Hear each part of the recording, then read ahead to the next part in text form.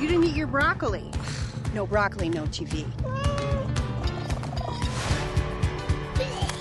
Milo, is that broccoli? No, that's vomit, but I understand the confusion. I told you to eat that. You're not gonna make me eat it now, are you? Wasn't a good thing to say. I'm gonna go tell her I'm sorry. Mom? Mom! Let her go! Wait! Let me go! Mars needs MILFs. Yeah, right. Well, not only do they need MILFs, apparently they need tampons too. And yeah. Why you say that? Ibuprofen or something. I don't know. Yeah, because come on, man. I mean, it's a movie about a planet filled with crazy women. I mean, crazy, angry women. Fucking crazy, fucking just nuts, balls out. Insane. Yeah. Tell you what else Mars needs. Mars needs Pixar. Yes. Somebody make a better movie than this. Yes, they do. They need DreamWorks. I mean, something. Yeah. Somebody. Because I was just like, wow, Disney. This is a Disney film. Is it really? I mean, what the hell? Well, it made no sense to me as far as just the quality of it because it looked kind of generic. Even though what Robert Zemeckis was. Producer on this, Robert right? Zemeckis was the producer on this, so that means, Robert Zemeckis is going to Robert Zemeckis is just trying to create Tron. You know what I mean? He's trying to create, like, human beings in a computer. Like pretty much, yeah. Because, okay, this movie is based on a book of the same name, Mars Needs Moms, not MILFs. I was just joking. Because if you look at the mom in this movie, she ain't fucking high. No, not at all. No, she got a body on her. Yeah, with the voice of Joan Cusack. No, forget about it. I'm surprised they didn't throw it out of the ship. If they would have let her just scream and yell and talk for about 5 minutes. Yeah, the voice of John Cusack and Joan Cusack, Cusack, whoever. Yeah, and the face of Seth Green. Yeah, I know. No, I think everyone had the face of Amanda Seyfried. Yeah, because they had those crazy eyes. Yeah, those huge crazy eyes, especially the aliens. I was like, oh yeah, or all these aliens kind of modeled after her. I mean, because that's what it kind of looked like throughout the whole movie, for me at least. Because the movie's based on this book by Berkeley Breathitt. You familiar with that name? He did. Yes, he did. What is it? The Calvin and Hobbes? No, goddamn it! It's a different cartoon. You know better than that. Oh wait. No, I got that confused. It's what is it? That talking penguin. Yeah, the talking. Opus. Yeah. Opus. Bloom County. Yeah, Bloom County. That's what I was trying to say. Yeah, Bloom County. And then Opus had his own cartoon. He spun out. Had his own cartoon called Outland. Anyway, anybody who's familiar with any of those comics will probably understand or get a understanding of a good visualization of visual. I just made up a word. I'm talking Martian now. Visualization. A good visualization of what the illustrations in that book would look like. Which now, when I saw this movie, that confused me because I've seen a few of the illustrations in that book, and they're all done in Berkeley Brothers, illustrating style. Yeah, which is very whimsical, very funny, very humorous. I mean, and looking at that, those illustrations had more of a human touch than most. I won't say all, but most of the human characters in this movie. Oh, I know. I mean, well, the thing is, along with Robert Zemeckis, he also brings, not only is he trying to bring us into the Tron world with these characters, apparently he keeps failing because all he keeps bringing are more zombies into the mix because that's another problem that I have with the film. A lot of times it's really kind of off-putting to watch these characters perform only because you're so distracted by how crazy they look, how like almost dead inside they look. Well, I look at it, I was like, it's crazy when the aliens look more human than the actual humans in the movie. Yeah, the aliens actually had more characteristics going on with their face than the humans did, where the humans they still have that like, what is that? The Polar Express look to them. Yeah. It's still just kind of, it hasn't been perfected yet. I mean. See, when you have fictional characters or characters that you can exaggerate, they can take a few more liberties with them because when we're looking at those characters, we're not actually trying to see them as being human or seeing them as like the aliens in this film. We're not trying to look at how much they can mimic human beings or real life. We're fine taking them as exaggerated characters. Yeah. But when we look at the humans in this movie and where they're trying to mimic humans so much, that's when we start to notice all the flaws in it. Oh, yeah. Because as soon as they start getting emotional and having some kind of emotional resonance between each other, it usually doesn't work. Only because the CG is so off-putting that it just doesn't feel natural to the eye. Yeah, I mean, I'm not going to discourage Robert Zemeckis. Apparently, I mean, like I'm gonna call him, hey Robert, man, hey Bobby, quit it with all the human animation. Exactly, boobies, stop that shit. Yeah, concentrate on live action. Go back to that. Yeah, shit. you might as well. I mean, only because it's like, you know what? Maybe this film would have worked better if it was live animation. Live action with like animated characters, kind of like Roger Rabbit sort of setting. You know, why don't they just do that? That would have been something had they. I think that's interesting if they had probably taken like real human beings and maybe mixed them in with, a combination of cartoony and realistic looking aliens. I mean, then you could have had somewhat of a living cartoon up there. Yeah, it would have been just different. And if I know people like, okay, well, you didn't talk about all the aliens looking crazy and all the humans in this movie. What is this movie about? I mean, well, if you go by the book, it's a very simple story. This kid named Milo, who's kind of a brat, Oh, he's an asshole. Yeah, Milo's an asshole, man. Milo's talking shit a mile a minute to his mom, and his mom just kind of taking it, because Milo's running the house. Yeah, I know. Well, how realistic can this honestly get as far as how kids talk to their parents now these days? I mean, especially for a Disney film, because you're like, I know they're playing. I mean, obviously they need to play the safe route because they're catering towards children with this film. Yeah. But at the same time, it's just like, man, well, even if they're trying to tone it down, the kid still comes off as unlikable. Well, that's because he's talking shit. Yeah. And mom told him to eat broccoli. He's trying to poison the cat. Giving broccoli to the cat. By the way, I ain't never seen a cat that would even attempt to even try to eat broccoli. No. The cat in this movie is like eats some broccoli and like 2 minutes later is vomiting behind a pan. I thought they starved the cat because it once again it looked like a zombie cat when I was watching it. Like the way it looked up, it just like when you say starve that cat was like, shit, I'll eat anything at this point. Shit, I'll lick your plate right now. I don't care. Broccoli, I don't care. Shit, I'll eat anything. Please. Yeah, when are you going to take a shit? Because I'll eat that. I'm so hungry right now. Where's my silver spoon? Tell you what, if I don't eat that broccoli now, I'll eat it when you shit it out later. Yeah, right. It's like, I'm starving. It's like when that cat was vomiting, I'm like, you dumbass. What you think was going to happen? You tried to eat this. Yeah. But yeah, so, this mom is trying to get Milo to behave and everything. Now, in the book, as I said, it's very simple.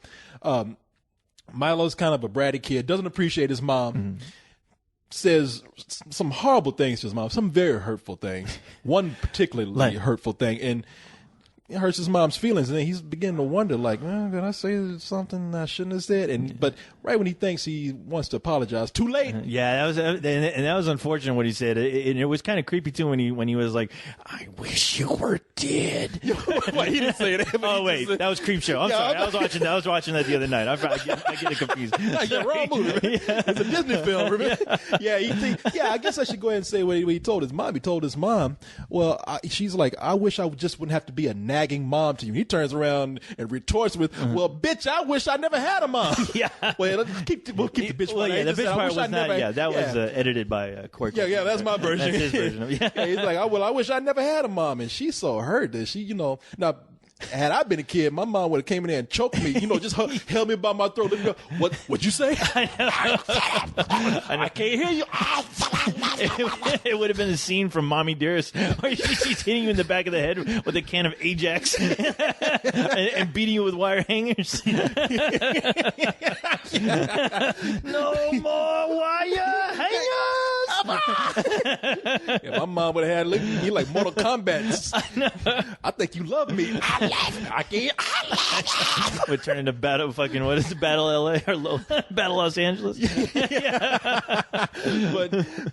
But here, yeah, she just heard and before when he was about to, he's sorry.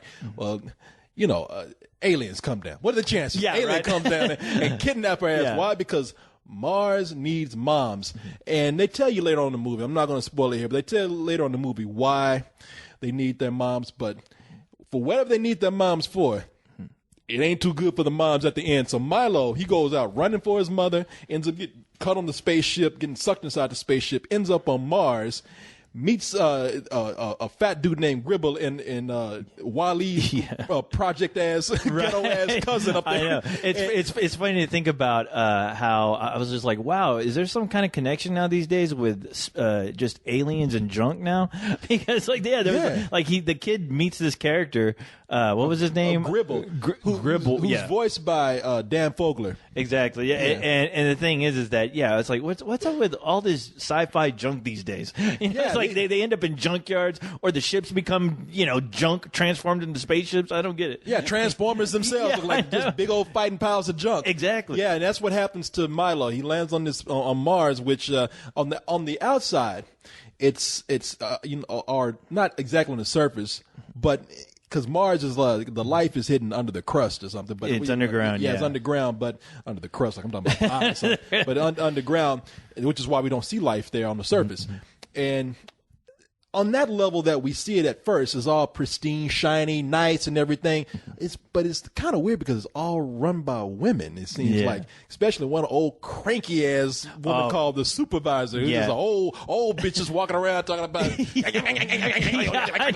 just mad. Which got annoying after a while because that's all she did was basically just scream. That's all her character was incoherent screaming like like the ultimate bitch of all time. Of all time, yeah. I mean, all her blood must have poured out from her vagina because I mean she was all wrinkled up, like just nasty looking. Thing is, she looked like a real old person. Yeah, that's probably the most convincing human being they had. No, I know. Had all the mole spots and everything. Yeah, the liver spots and everything. Yeah. Sounded like a real old person.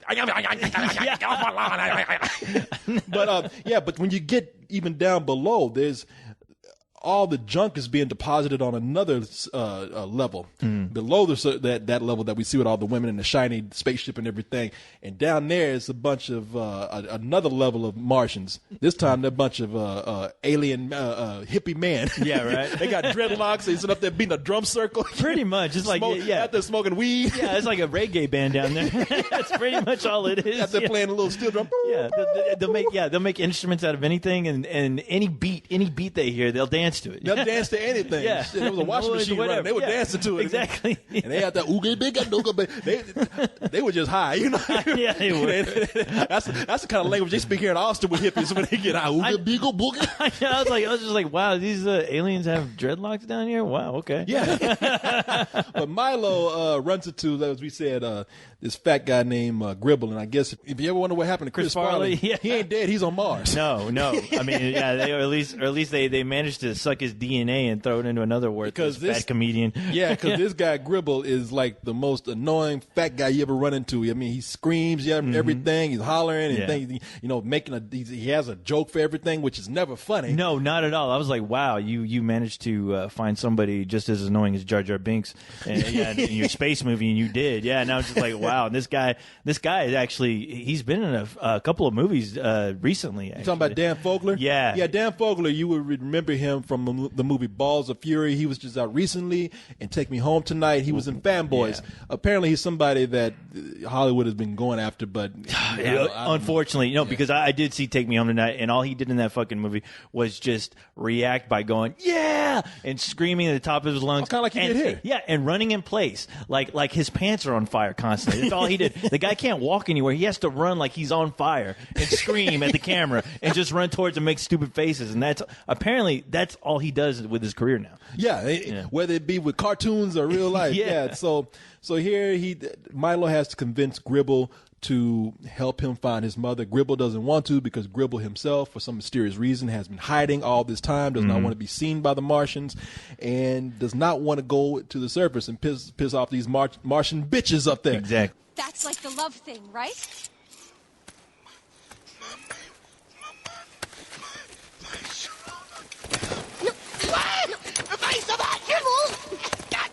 I'm sorry. No, Gribble! No! Gribble, stop! Don't shoot me, please! Gribble, relax! Listen! She's not gonna shoot you! She's not? No, she's the one that helped us escape. She is? Two-Cat brought her. You did? I used to be Administration Unit 231 Key 312.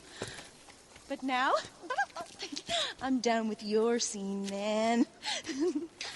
What is she talking about? Now, the problem with the film is that as we said, Milo, Milo is not only unlikable, but Milo is also just not very interesting. As a central character, Milo, there's really nothing to him. And that's the way it is for a lot of the characters in this film. And as we said, Milo was voiced by, there's a big controversy going on here. I don't know if it's even a controversy. Well, it's not so much controversy anymore, only because originally all the motion capture that was done for this character, Milo, was done by Seth Green. Who originally, I think, did the voice. No, he did. He did do the voice, and in last minute production, they thought that he didn't sound enough like a kid. He sounded like too much of an adult. So which they decided, he does. Yeah, which the last minute they scrapped all his voice work and they hired this other kid. I don't know who the actor was. It's a kid named Seth Dusky. Oh, okay. He'll go find another Seth somewhere. Yeah. Seth Dusky, who does the voice. Yeah. Which, by the way, that kid Milo, the CG Milo in the movie is taller than Seth Green anyway. So I would have believed it. I wouldn't have bought it anyway. But so I don't know if it would have made a difference if Seth Green's voice had been kept. But Milo, it's just the way he's written. He's just not an interesting character. Not at all. He's very. I mean, there's no dimension to him at all, and it just becomes. I mean, honestly, the whole movie is like that. Every character you kind of see is kind of like is. Just kind of cardboard cutouts of characters you've seen in other films. Well, that's what, and not good. Well, they're extremes, but there's nothing really interesting about the personality. Not at all. I mean, the personality, what little they have, is very flat. Milo is just a kid. Milo's job in this movie is to run around, hide, jump, and yell, and usually be a little bastard to his mother. Yeah. And then you have Gribble, the Dan Fogler character, who. His job, as we just described, is to run, yell, and scream and hide. Except he does it a little more annoying than Milo because he has to crack an unfunny joke every now and then. Which is it's not every now and then. It's all the time. It's every time he opens up his mouth, he tries to be funny, and it just never works. I mean, and you don't really get any sense that these guys are buddies, even though the film tries to pressure you into like buying that they have some kind of friendship, and you just never buy. Not even at the end of the movie, it seems like this whole movie just felt way too forced for my taste. Well, with I mean, come on, we always talk about movies how the movie didn't have this and didn't have that, but it kept this momentum going, and I was never bored. In this case, I mean, this movie's momentum is so quick. I mean, they just get in there and just get from one thing to another too fast. That nothing is really developed here. Yeah. And I mean, I think for a movie of this type, you at least have to relate to that kid. Yeah. That kid needs to have some sort of personality. Or if he doesn't, he needs to be paired with a good sidekick, and you feel like there's some friendship here. The key word here is just standard. I mean, everything that they do is sort of standard for a family film. It's just to go ahead, give us the pretty 3D, the pretty CG visuals here, which are very pretty, but everything else besides that is just kind of rushed along. I mean, there's no real story. I mean, and the other thing is that majority of the time, all they are doing is running around in circles, and the only time there's any like real. Especially we saw it in 3D. The only time there's any real 3D out of this is whenever they fall down a shaft, which they do a lot. They do that a lot. I counted that like almost 3-4 times where they're falling down shafts. They fell into that junk level about 3 or 4 times, and it's just a bunch of characters just falling constantly and screaming and yelling and going, "Hey, we got to get back up there to go rescue my mom." And that happens like 3 times in the movie. I shit you not. Yeah, no, it happens several times in the movie. I mean, even some of your supporting characters in here. I mean, we talked about the supervisor, Mindy Sterling, is the voice of the supervisor in this movie. Who Mindy Sterling is, I don't know. They could have gotten anyone. Just to scream and yell. Well, you were talking baby talk to the whole thing. I mean, it's supposed to have a martial language. Ain't no martial language. You paid somebody to do that. You couldn't like hire that fucking chick who's down there as a secretary. Yeah, being the secretary just for nothing. You could have done was you could have put a microphone up to a baby's mouth and just pitch shifted to go lower. Oh God, big I mean, shit, it's just baby talk. I mean, but the supervisor, the villain in this movie, I mean, I still didn't understand what her motivation was for being as villainous as she was in this film. Because there was no subtitles to her character at all. It was just her screaming and just fucking talking shit. And that's all. And that's what got annoying, because you're just like, what is the motivation? Why? Okay, well, why do they only need one mom? And what's really going on here? Yeah, you don't really get any kind of explanation as to why this is really going on. Yeah, it's like, until they fill you all in at the very end of the film. Apparently, a Martian period lasts until you get old. Exactly. That bitch was mad. Like I said, just runs through the whole movie with that long ass dress on, pissing people off, looking angry. I was like, shit, you get some Martian dick up in you or something. Change it to pins or something. Something. Yeah, I know. It's like something needs to happen, because there's no reason for this lady to be this pissed off. Yeah, I still didn't get it. And then you have other side characters in there who, again, are standard side characters. And those characters are meant to be the cool characters for the kids to relate to.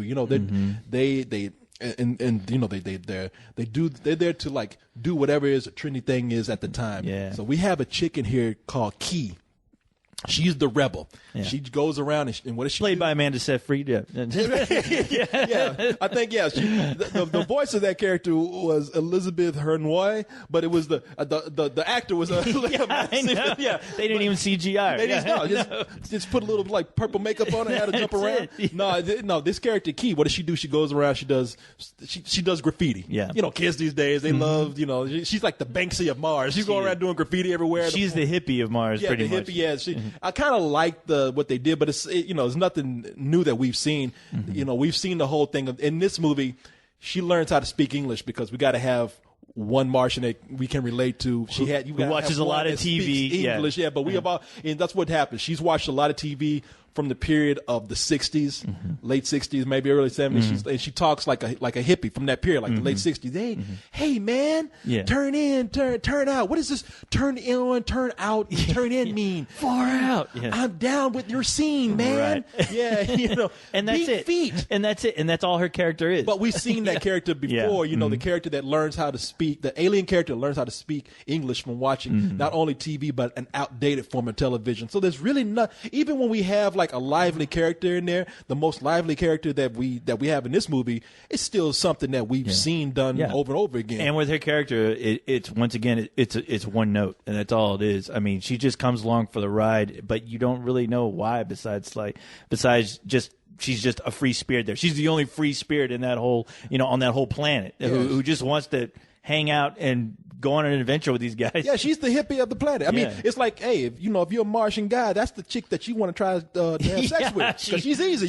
She's into it. She's free love. She burned her bras and panty. Yeah, she's ready. Yeah, she's ready to fuck. You know that. No, she's good to go. But man, I will say, I'm coming down a little hard on the movie, but there are some things I liked about it. So, as far as the way the movie looks, I thought it looked cool. Yeah. I did have a great time watching the movie. I mean, you can only do so much with the visuals after an hour, but watching it, I was like, the Martian scenery, it's not just red, it's not just, we're not just getting like the red motif of the surface of Mars. We're not just getting like the mechanical motif of that level that we've seen with all the soldiers and the spaceships, and we're not just getting like the whole trash thing. I mean, we even have like a Martian sort of swamp or forest scene in here. So they keep the visuals varied. There's a little variety going on there. And one thing that I can say all these Robert Zemeckis movies is like, there's one character, because I think Robert Zemeckis is only written so much money in that check. And he's like, okay, you know what? The reason why these other characters look like shit is because I'm going to focus on one character right here to look badass, or at least like kind of look what I want him to look like. And I thought the Dan Fogler Gribble character, I actually thought they did a good job with it. I mean, with each of one of these movies, you see some improvement. He's the most animated out of all the characters, and I think that comes with that guy constantly running around like he's set on fire. And so that gives animators a lot to work with. But that being said, the look of the planet, at least the interior of the planet, that looked cool, but it only looked cool for so long. And I have to say, at least, anything good about it, whenever they fell, which was a lot, at least they made that look interesting too. You know, there's a scene where the kid's on the like hanging on the side of this wall. He falls, and that's when you're introduced to the hippie chick who comes and swings down. I thought that scene looked pretty great in 3D. But other than that, you know, there's not much to this film at all. It's it's kind of just like a cookie cutter film, and I'm still surprised that Disney had anything to do with it. I mean, well, it could be because of the director too. The director is Simon Wells, and I was wondering where did I see that name before? Because I've seen that name several times. This guy does nothing but middle of the road animated films. Oh, really? Yeah, this guy he's responsible for like American Tail, not the American Tail, but the sequel, Part Five 4? Goes West, which Okay. actually I thought was funnier than just slightly better and I never saw not that. as cheesy as the first American Tail. But he's done things like We're Back, a dinosaur story. Oh God, You know, yeah, Balto. never saw it. He did The Prince of Egypt. Okay, I did see that. Yeah. I think the only thing that he's done that's live action was The Time Machine, and that's the middle of the road live action. Oh no movie. shit! So, yeah. Oh wow, he did the Time Machine. yeah, he did The Time Machine. So this wow. is a guy that, you know, a lot of these movies are just kind of missing that spark, and that's what's going on here. My biggest, like I said, there's a lot of things that I do like about the movie, but they're more visual. But man, really going back to that book, I'm looking at that book, and those illustrations have so much more life than most. You know, I guess if we're just going to think about the human characters, than most of the human characters in this movie.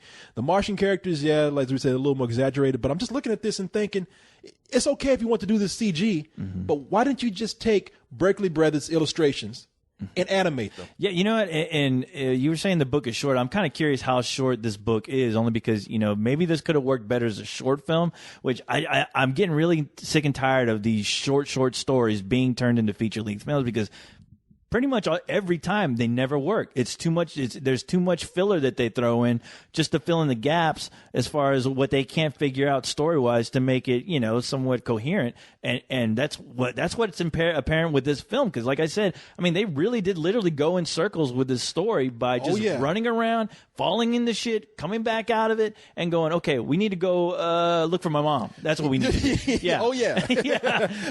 Let's throw some pretty visuals, and that's it. I mean, the whole And, thing was that's all it help was. me find my mom. Screaming. Yeah. Help me find my mom. Yeah, help me find my mom. Quit falling and shit. I know. You quit tripping over shit. Maybe you can find your mom. I know. It's like, look, God the place damn it. isn't that big. All right, I've seen it all in the less than 15 minutes already. God I damn. mean, yeah, you keep falling in the same place over and over. Exactly. Stop Shit, it. This ain't nothing but Fred Sanford's junkyard. Okay, Ain't That's that all it big. is in space. Yes. But and you're right, man. I mean, you're exactly right. You can tell that this was probably a simple story because man, we see this all the time. I mean, it's becoming very transparent now when you have a movie that was based on a very short, very sweet story, very good story for a children's book, and you watch the movie, and it's like, well, shit, no wonder there's nothing going on in this part and this part here, because you just fill in space. Yeah, you've another way of saying it, you've drowned your food. I mean, whatever good piece of meat there was there, you drowned it in all this other bullshit, and I can't even taste it. I can't even get a sense of what the story was really about to begin with, besides what you beat me over the head at the tail end of the movie is, you know, with the story of every kid should love his mother. Okay, so what? I mean, And man, look, you said it right there. Hey, man. Visuals in a movie is like ketchup. Yeah. Ketchup is a good sauce. Ketchup is great. Yep. But if you pour it all over your hamburger and coat it with that, it's fucking disgusting. Yeah, You know, it's don't like drown your movies in mustard, ketchup, or goo. Yes, don't. That's the same thing goes with movies. Yes. And I gotta tell you, man. You want to know one other good thing about this movie is, listen, I ain't gonna lie. Martian women are kind of hot, man. Why Martian women? I know we all say, but Martian women, they got hips on there. You know what I mean? I was about to say, yeah, only because that's the first thing I thought about. I was like, wow, they designed these Martian women. They basically took Amanda Seyfried, or however you say her last name, threw her head on J-Lo's body. Yeah. And that's how they came up with the concept of their women. These they're like those. You ever watch if you ever watch the Mexican channel, you know, like Univision or something, they always show these women. Univision. Univision. Univision. Yeah, when these women got French. like, you know, little middles, but then not just ass, but those hips. Oh man, I know. Those are like, you talk about some childbearing hips. I'm talking about a whole goddamn family of childbearing hips. I mean, I was like, wow, I didn't know that Martians were Mexican. I didn't know that. Yeah, that's what I'm saying. Mexican or black. I'm like, or black. That makes. I'm like, damn, they must eat red beans and rice on Mars. No. You know, you after you saying that, all I can picture is Tyler Perry with Medea. That's all I can see with that huge round ass now, which kind of ruins the image of us. Shit, I'm looking at, and that ass, for me, that ass, it's nice. Martian women, especially that character Key, got an ass for days. But I'm like, shit, they must have a Popeyes on Mars somewhere, man. Dude, they were. I mean, I can tell those animators must have been horny as fuck when they were drawing those characters, because there's a shot where you see her walking, you see her ass like moving to the left and right. I mean, it is like right in your face in 3D, and you're just like, there are kids watching this. I know. That's what I'm saying. You can see a bunch of little boys, and they go, "Oh, mom, something just happened in my special spot." Every little boy in the theater is covering his groin with a jacket or a hat or something. Exactly. But and I'm looking at them, it's like, whoever designed these Martians, and I'm not kidding people, whoever designed them, it was by an ass man. Oh yeah, easily. Because when you look at these Martians, they got itty bitty titties. Yeah, but they got much back. I know that's all they got is back. There's no titties. There's none. I'm like, whoever designed these Martians, titties wasn't even in his mind. No, he's blind to titties, man. He don't even see them. Who needs them? He's like, who needs them? I got too much to deal with down here. When he designed those Martians, the execs from Disney came down and they looked and they're like, okay, can we put a head at least on this ass right here? All you have is legs and an ass. I know that they're aliens, but can we at least put some eyes on this or something? These aren't supposed to be a race of horses walking around. Jesus. Come on, man. Give me something. Let's put some hands on this or something. Put a head, put some lips on this. Yeah. But goddamn, man, go back and do this over again. But yeah, man, I listen, if I was to actually recommend this movie to a kid, I'd say, look, I don't know, tell your parents, but if you're a kid, and you want to see this, a matinee would be fine. But overall, me looking at this, the movie as a whole, and story, just when they try and tell a story, I always say that's important to me. And this is really just kind of, it goes anywhere from bland to just, as I said, just ordinary. Yeah. There is no real humor here. There's nothing that really goes beyond. There's no cleverness goes beyond just things that would amuse a child. Yeah. And as far as the emotional aspects of the whole story, whenever that comes into play, it's so forced. It almost is mute. There's one part in there, and that's the other thing. Like I said, visually for that character, there's one part in there where the Gribble character decides to sit his ass down for a moment and shut the fuck up and just kind of be a person for a little while. Tell his story. Tell his story. And the story is still not that deep. And I actually was kind of surprised at how far they took it. I didn't expect them to get that serious with it. I was really shocked too, just because it's still a Disney film, and I was just like, okay, wow. Are they gonna do something towards Let's the end just with say that? this: you always hear about Disney not liking moms, and all these movies. The mom is either not there or they killed the mom. I mean, in Bambi, Disney, they just said, fuck, there's a mom here. Oh, we got to get rid of her. I mean, because look at all these movies. There's always a king. There's hardly ever a queen around. There's always a single dad, and I'm wondering if Walt Disney ever had like mother issues, something, like in a Norman Bates kind of way. Shit, if Disney did a version of the Maury Povich show, like Is the Baby Yours, every guy on that show would be like, it's mine. It is mine. Yes, it is.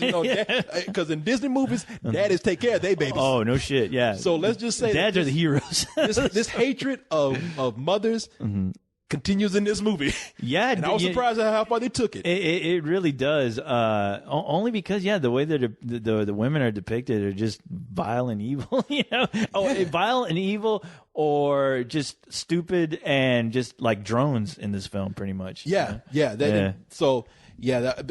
for that one moment, I was like, wow, I like the way this character is acting. I mean, usually I'm talking about how these characters, we say, look like zombies and whatnot, but they are getting better, and this character is impressing me, right down to the point where he even has to be serious. So, but, it's very brief, and again, it's not that deep. Yeah. But overall, taking everything in and mentioning the things that are important to me, which they fail, but the things that are cool in it, I give it a high rental.